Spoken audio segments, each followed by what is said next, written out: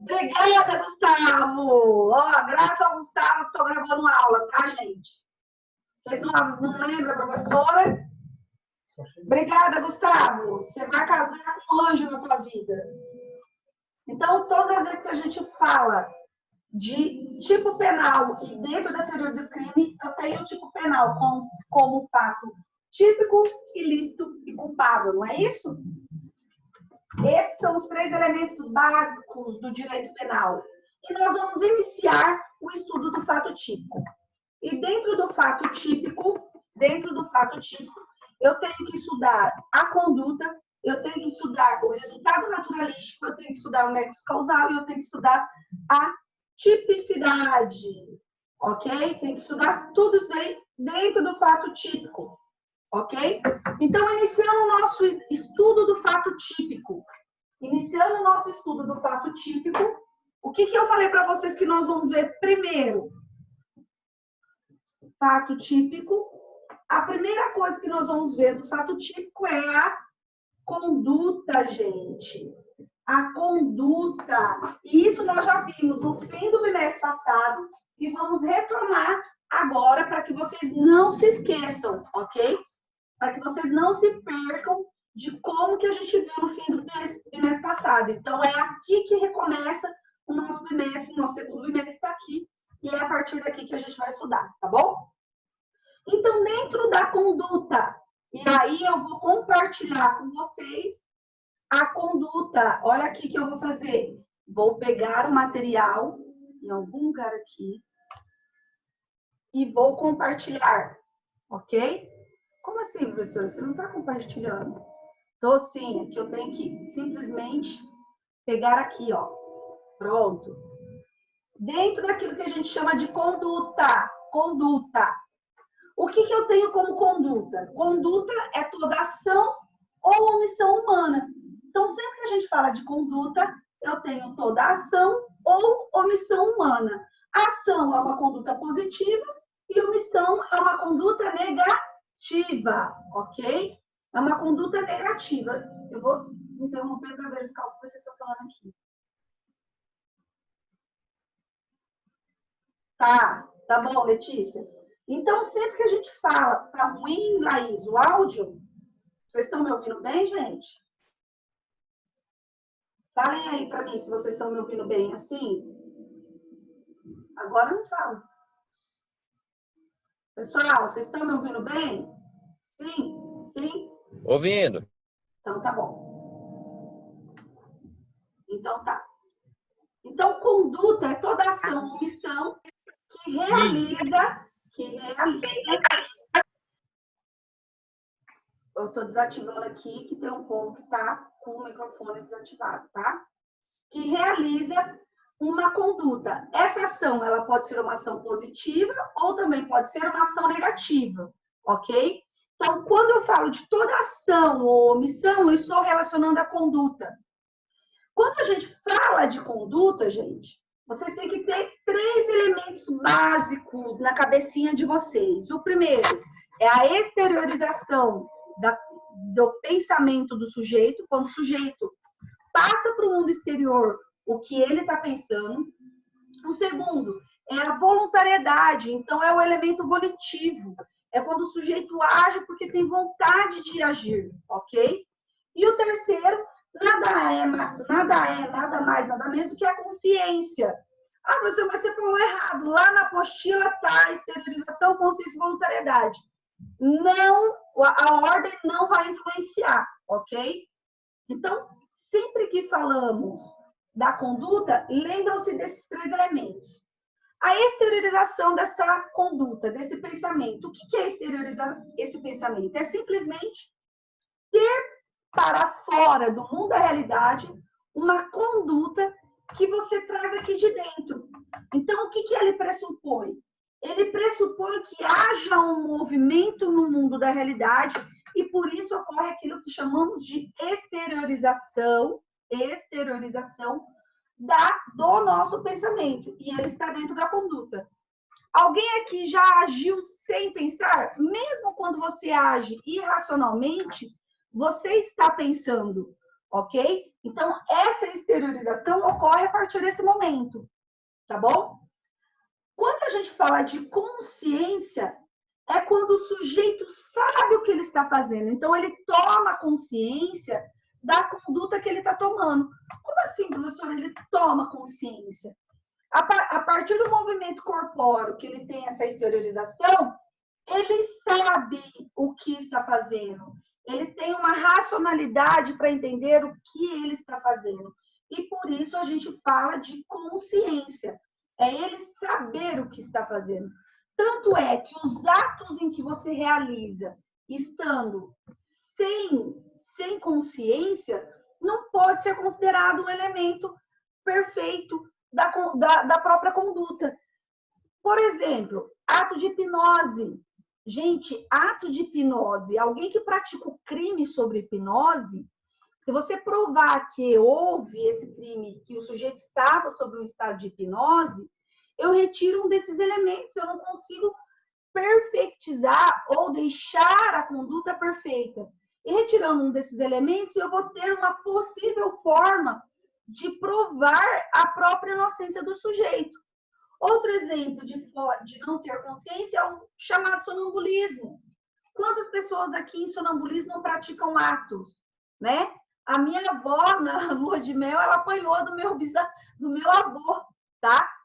Apanhou, mas apanhou de levar uma cacetada. Por quê? Porque o meu avô, sonâmbulo, deu um tapa na cara dela e acordou ela esbofeteando ela. Ela queria fugir do casamento ali. E se fosse nesse momento, se fosse agora, isso não poderia se enquadrar na Lei Maria da Penha? Sim. Mas se você conseguir provar que o sujeito estava em estado de sonambulismo, você vai encaixar na Lei Maria da Penha? Não, porque a conduta sofreu uma alteração. E o sujeito que não tem consciência, não vou conseguir perfeitizar essa conduta. Ok? E fora a exteriorização do pensamento, que é esse movimento corpóreo, é a consciência, que é o sujeito saber aquilo que ele está fazendo, eu tenho a voluntariedade, que é um estado volitivo, é o agente volitivo. O que seria esse agente volitivo, gente? Esse agente volitivo é o sujeito saber e querer realizar a conduta porque ele quer, ele busca essa conduta. Então, ele está direcionado à prática dessa conduta porque ele quer, ele está agindo porque ele tem vontade de agir, ok? Então, são esses os elementos básicos da conduta, não se esquecendo que os atos reflexos, gente, os atos reflexos, você pode ter aquele outro microfone, Gustavo, vocês acham melhor? Vocês gostam de atendente de telemarketing mesmo, né? Não, professora, tá bom, tá dando para entender. Se vocês... eu vou deixar assim, é que eu fico tirando, gente, porque eu começo a gritar aqui, daqui a pouco os vizinhos vão reclamar que está tendo aula de penal aqui, tá? Então, quando a gente fala, eu vou fazer assim para ficar mais próximo o microfone, dos atos reflexos, são aqueles movimentos que eu tenho e aqueles movimentos que advêm de estímulo do meu sistema nervoso. Então, se eu pratico uma conduta por meio de um ato reflexo, essa conduta ela não pode necessariamente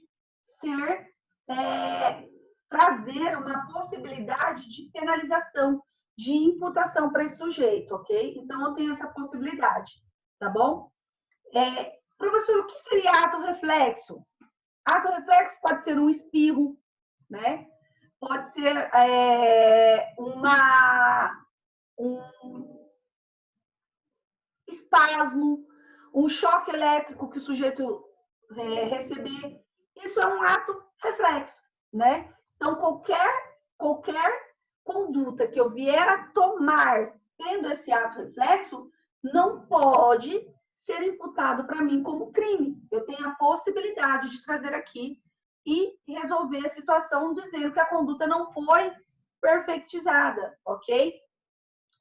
Outro ato, né? Outro fato que pode trazer a não caracterização da conduta é quando ocorre coação física irresistível. O que é a coação física irresistível? O sujeito que é colocado uma arma na cabeça dele, se você não fizer, você vai morrer. Isso ele não está sendo coagido, ele está sendo coagido. Então, a vontade dele está viciada, ele não está tendo vontade, ok? Casos de força física irresistível, né? A força física é quando eu tenho uma ação humana de um terceiro agindo sobre mim, fazendo com que eu acabe realizando essa conduta, tá? E os estados de inconsciência que a gente já estudou, que é a hipnose e o sonambulismo, tá? Que a gente pode trazer aqui, tá? Lembrando, e que está aí na apostila de vocês, que os estados instintivos, tá? Os estados instintivos, ou seja, os atos que você toma por instinto, não podem ser considerados como não perfeccionante da conduta. Por exemplo, se alguém está me batendo, tá? E instintivamente eu bato, né? Ou instintivamente eu pego uma marreta e dou em cima dele, não pode ser considerado como algo que venha atrapalhar a perfeitização da conduta, tá bom? Não vai atrapalhar. Alguma dúvida, gente? Não, sim. Eu quero que vocês falem no som, não falem no chat, não, porque agora eu estou compartilhando com vocês, tá? Então, daí fica difícil. Vamos lá. Quais são as formas que essa conduta pode aparecer? As formas que essa conduta pode aparecer é por meio de uma ação e por meio de uma omissão. A ação é um ato, é um agir, é um fazer, uma conduta positiva, enquanto a omissão é uma conduta negativa. Então, eu tenho essas duas formas em que a conduta vai acontecer, ok? Além disso, nós temos as chamadas teorias da ação. E aqui eu parei justamente aqui. Eu não sei se vocês se lembram, até o Wesley falou que uma das teorias que eu falei não tinha aí para vocês. Então, eu só vou falar das duas teorias que vocês precisam necessariamente saber, que é a teoria causal, chamada de mecanicista ou naturalista, e também a teoria finalista do direito penal. E por que eu falo isso para vocês? Porque lá quando a gente for estudar culpabilidade, lembre-se que delito é fato típico, ilícito e culpável. Quando nós formos estudar culpabilidade lá, eu volto a falar das teorias causalistas e das teorias finalistas da conduta, da ação, ok? E vai trazer essa discussão novamente para vocês. Por que eu falo isso? Porque para a teoria causal, a conduta é mero fator de causa e efeito. Eu tenho uma determinada conduta, consequentemente eu tenho um resultado. Então, eu tenho uma conduta a partir do momento que eu escolhi ter uma conduta, essa conduta, seja ela ativa por meio de uma ação ou negativa por meio de omissão, necessariamente vai trazer para mim um resultado. Então, ele trata a conduta, ele trata a ação, na verdade, como um mero, tá, gente? Mero sistema de causa e efeito, como se fosse a lei da física. Se eu largar essa tampinha aqui, consequentemente, essa tampinha vai cair no chão, porque é uma lei da física, tá? Essa teoria causal, gente, para ela não importa, ela não se preocupa se o sujeito teve ou não vontade de praticar a conduta para causar o resultado. Ela não faz análise de dolo ou culpa. O que é o dolo e a culpa? O dolo é quando o sujeito busca a ação de acordo com aquilo que ele quer. Então, ele tem o dolo de matar, ele vai querer matar e vai realizar o resultado morte, ok? E a culpa é quando o sujeito atinge o resultado por faltar com o cuidado devido. Então, por faltar com o cuidado devido, ele atingiu o resultado, ok? Essa é a teoria causal. Qual que é a maior crítica dessa teoria causal? A maior crítica é que quando ela trata um mero efeito de causa, na verdade, causa e efeito, né, um resultado, ela não faz aquilo que a gente fala de análise do dolo da culpa. Então, o que acontece? Quando a gente fala dessa teoria, essa teoria ela tratava o tipo penal, e quando eu falo tipo penal, é tudo que se relaciona a ele, e fazia a análise do dolo da culpa somente lá na culpabilidade. Professor, em que culpabilidade? Não se esquecer do fato típico, ilícito e culpável.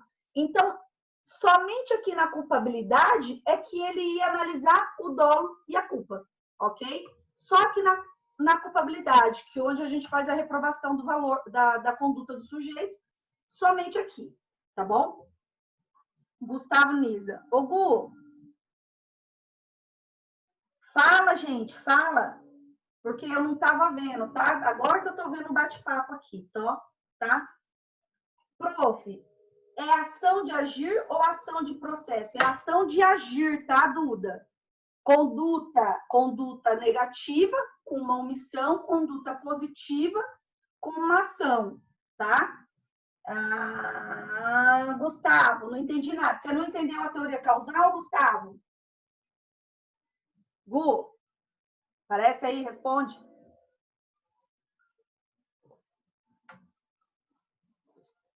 Vai, Gustavo. É a teoria causal que você não entendeu?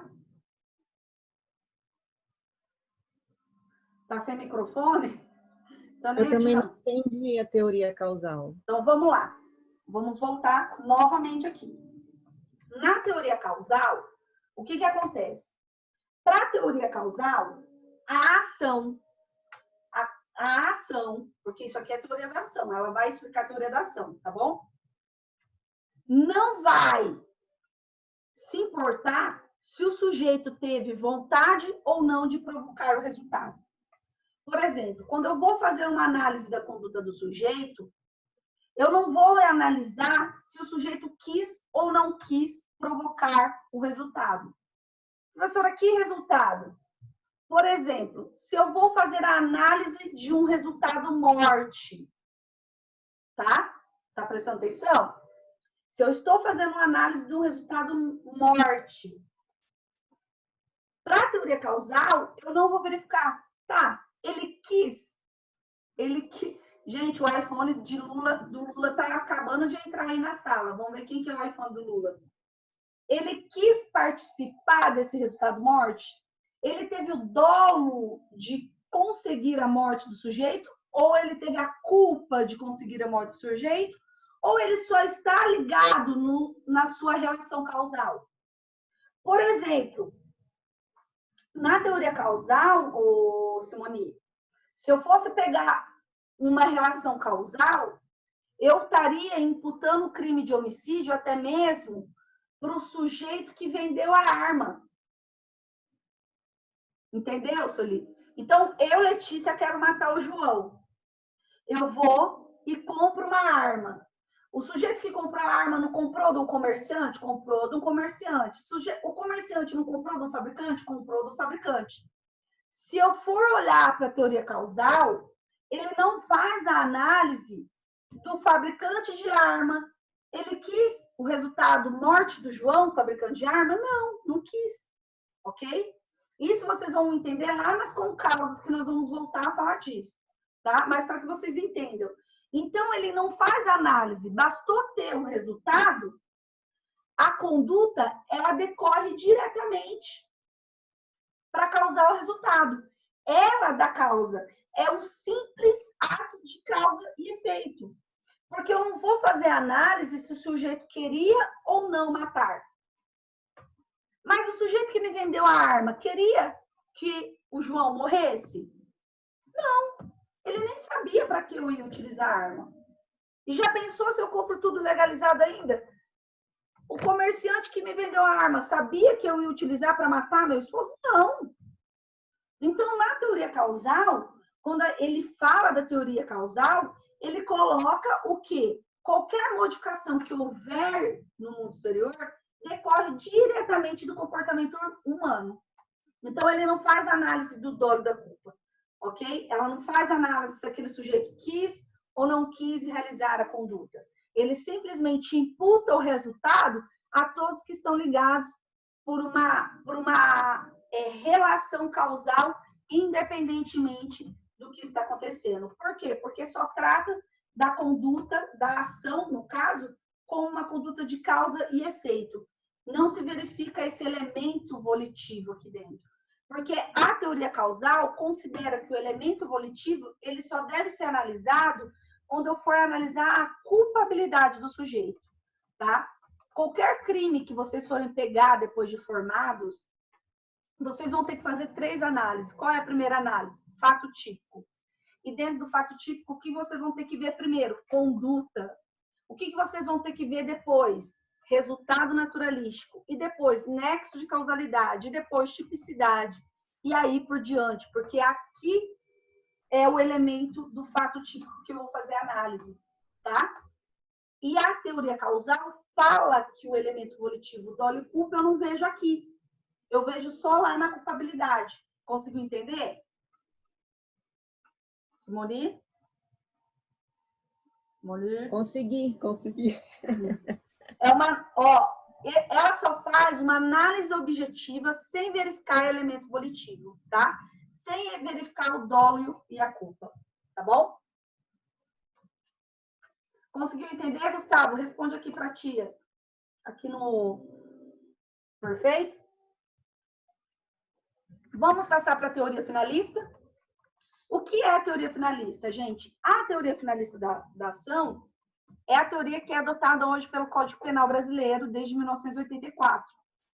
Ela trouxe por Weisel uma situação em que o homem é livre, mas ele é responsável pelos seus atos. Mas ele só vai poder ser responsabilizado pelos seus atos a partir do momento em que ele age direcionado a determinado fim, a determinada finalidade. Então, eu não posso imputar o homicídio de uma pessoa se essa pessoa não teve, no mínimo, uma culpa. Ou seja, a morte decorreu de uma falta de cuidado dela. Como assim, professora? Como eu vou imputar o homicídio de uma criança se o pai não agiu sem diligência, se ele foi imprudente ou se ele foi negligente? É o caso dos pais, por exemplo, que esquecem os filhos dentro do carro. Lembram-se do exemplo que eu falo para vocês? Esqueci meu filho dentro do carro, mudei a minha rotina e esqueci meu filho dentro do carro. E o meu filho morre em decorrência disso. Eu tenho como imputar para esse pai esse homicídio se ele não foi negligente? Não. Eu tenho que ter pelo menos a culpa dele. Porque, ao contrário da teoria causal, a teoria finalista traz o dolo e a culpa para mim analisar aqui. Então, é aqui nesse momento, quando eu estou fazendo a análise da conduta, que é o momento do fato típico, que eu vou fazer a análise do dolo e da culpa. É aqui que eu faço a análise do dolo e da culpa. Então, ele retirou o dolo e a culpa que estava lá da culpabilidade, lá no último elemento, e trouxe para cá, tá? Então, ele passou a discutir os elementos volitivos de forma subjetiva. Então, ele não faz só a análise de forma objetiva, ele também faz a análise de forma subjetiva, tá? É exatamente isso, Gustavo. Aquele link do pai que matou a filha, tá? Aquele link do pai que matou a filha. Exatamente isso. Tô te esperando, hein, Jorge? Então, sempre que a gente fala, tá? Sempre que a gente fala nesses elementos volitivos, eu não tenho que investigar se o sujeito teve vontade ou não lá na culpabilidade. Porque lá na culpabilidade eu tenho outros elementos que eu vou investigar. O dolo e a culpa como elemento subjetivo, ele deve ser visto aqui. Por quê? Porque qualquer conduta que você toma na sua vida, ela tem uma finalidade. Alguém de vocês aqui age sem nenhum fim, sem nenhuma finalidade? Toda conduta de vocês não é direcionada a uma finalidade? Vocês não vão agir com uma finalidade? Até mesmo quando vocês deixam de agir, vocês têm uma finalidade. Vocês buscam uma finalidade. Então, foi isso, exatamente isso que o Weisel trouxe para nós. De que uma ação, ela sempre será direcionada a uma finalidade. Sempre ela é direcionada a uma finalidade. Sempre, tá? Nunca vai existir um meio termo. Não. O resultado decorre do quê? Dessa ação que eu quis praticar ou que eu acabei praticando sem querer. Como assim sem querer? Quando eu... Olha lá o iPhone do Lula falando comigo. Professora, eu quem? Fiquei até com medo agora. Ainda bem que não estou falando mal do Lula aqui. Pedro Lucas, tinha que ser, hein, Pedro? Pelo amor de Deus, hein? Olha, chegou a me dar até um arrepio vendo esse iPhone do Lula aí. Então, eu quis praticar ou eu pratiquei porque eu deixei de agir com o meu dever de cuidado. Isso é o crime culposo. O crime culposo nada mais é quando eu deixo de agir sem o meu dever de cuidado, ok? Isso é o crime culposo. Então, qual é a diferença básica da teoria causal com a teoria finalista? Diferença básica. A teoria finalista traz o elemento volitivo, que é o elemento subjetivo do tipo dolo, culpa, para ser analisada aqui, ok? Para ser analisada aqui no âmbito do fato típico, no âmbito da conduta. E a teoria causal deixa esse elemento volitivo para ser analisado lá na culpabilidade, quando a gente fala de culpabilidade, depois de falar do fato ilícito, tá? Essa é a diferença básica das duas teorias. Alguém ficou com alguma dúvida? Não? Tão bom ver a carinha de vocês. Deixa eu ver quem mais está com a carinha aqui. Não? Só o pessoal ali da primeira ali. O povo não gosta de aparecer, hein? Brincadeira. Weasley, que bom que você está aí, meu querido. E que você está bem, graças a Deus. Deus é mais. Ok? Tudo bem, gente? Qual é o grande problema da teoria finalista, gente? É que muitas vezes ela não consegue explicar a culpa, né? Ué, se a culpa não decorre de uma vontade, como que eu vou explicar? Muitas vezes ela não consegue explicar. Mas ainda assim, oi, Georgia, que bom. Mas ainda assim, um elemento dolo e culpa vai ser investigado aqui dentro da ação, tá bom? Alguma dúvida? Podemos passar para a teoria da omissão?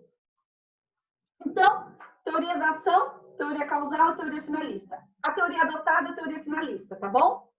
Qual a diferença dela? A teoria causal, que é o causalismo jurídico penal, ou causalismo penal, trata do dolo da culpa lá na culpabilidade. A teoria finalista trata do dolo da culpa aqui. É isso que vocês precisam saber basicamente, tá? Teoria da omissão. Quando a gente fala de omissão, nós estamos tratando a omissão como não agir, não realizar. Não é isso? Ação é um não agir, é um não realizar. Tá bom? Então, dentro da ação, não, desculpa, omissão. Dentro da omissão, o sujeito tem uma conduta negativa, tá? E essa conduta negativa, aqui também eu tenho uma explicação da teoria causal, também chamada de teoria naturalística, e tem uma explicação da teoria normativa. Na teoria causal, aqui, ela não faz análise do sujeito, se o sujeito quis ou não agir na não omissão, na omissão dele. Não vai buscar, ele quis ou omitir ou não. E qual é o problema dela? O problema dela, e antes da gente finalizar essa aula para voltar na próxima, vocês vão entender. Oi, Richard. Você quer falar? Travou? Isso. Tá voltando agora. Voltou? Tá. Estava travado você também. Na teoria causal, olha o exemplo que eu vou dar básico para vocês. Eu, Letícia, estou andando por Paranavaí e visualizo, deixa eu ver quem está aqui. O Gustavinho. Visualizei o Gustavinho andando na rua e eu pego meu carro, atropelo o Gustavo e eu não presto socorro. Vou embora. Só que eu sei que eu poderia prestar socorro, eu sei. Mas eu quis um resultado. Qual era o resultado que eu quis? O resultado? Morte. Ok? Eu quis esse resultado. O Richard, andando pela rua, vê o Gustavo todo estribuchado no chão e ele não presta socorro. Em decorrência disso, o Gustavo veio a morrer. Para a teoria causal, como ele não faz a análise se na omissão o sujeito quis ou não agir, tá? Ele quis o resultado ou não, tanto eu quanto o Richard teríamos imputado a conduta de homicídio. Então, a conduta de homicídio seria imputado tanto para mim quanto para o Richard. Mas espera aí, não fui eu que realizei a conduta? Não fui eu que estava realizando a conduta e queria a morte do Gustavo? Sou eu. Mas aqui na teoria causal da omissão, ela confunde o agente da uma omissão própria, de uma omissão, com o agente de uma ação. O sujeito que queria o resultado. Então, ela não me traz o resultado, ela não me responde da forma adequada. Porque já parou para pensar? Todas as pessoas que seriam imputadas no crime e todas as pessoas que estariam aqui dentro da conduta, mesmo que seja uma conduta homicida, todas, praticamente todas, tá? Ela não me traz esse resultado adequado. Já quando a gente trata da teoria adotada no nosso Código Penal, é a teoria normativa. E essa teoria normativa, também chamada de teoria jurídica, é uma teoria que separa os crimes omissivos em duas espécies: crime omissivo próprio e crime omissivo impróprio. No crime omissivo próprio, o que acontece no crime omissivo próprio? Eu tenho um deixar de agir. Como assim, professora? Se vocês pegarem dentro do Código Penal, vou até pegar aqui também. Pegue o Código Penal de vocês lá no artigo 121. Pegue o Código Penal no artigo 121, não, desculpem. 135. Se vocês pegarem o Código Penal no artigo 135, é o crime de omissão de socorro. Tá com o Código Penal aí, Wesley? Tá? Libero, vou liberar para você ler para mim. Você pode ler para mim o Código Penal? Estou procurando. Tá procurando? Estou procurando, professora. Ah, tá. Eu achei que você estava mentindo. Eu fiquei Não, tá aqui, ó.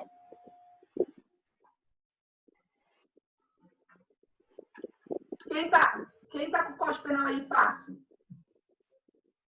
Andrei, lê para mim o artigo 135.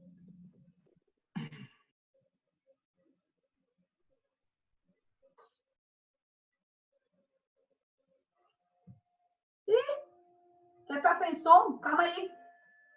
Andrei? Aí, agora vai. Vai. Isso aí? Então vai.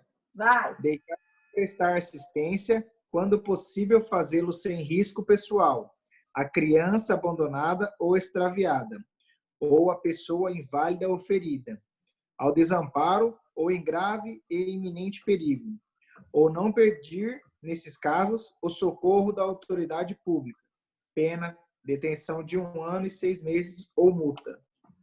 Ó, vai cair aqui, eu tô migrando pro outro, tá? Vocês entrem lá no outro. Só para vocês lembrarem, núcleo do tipo é o verbo do tipo penal. E voltem aqui para a próxima aula me falando qual que é o verbo desse tipo penal do 135, tá bom?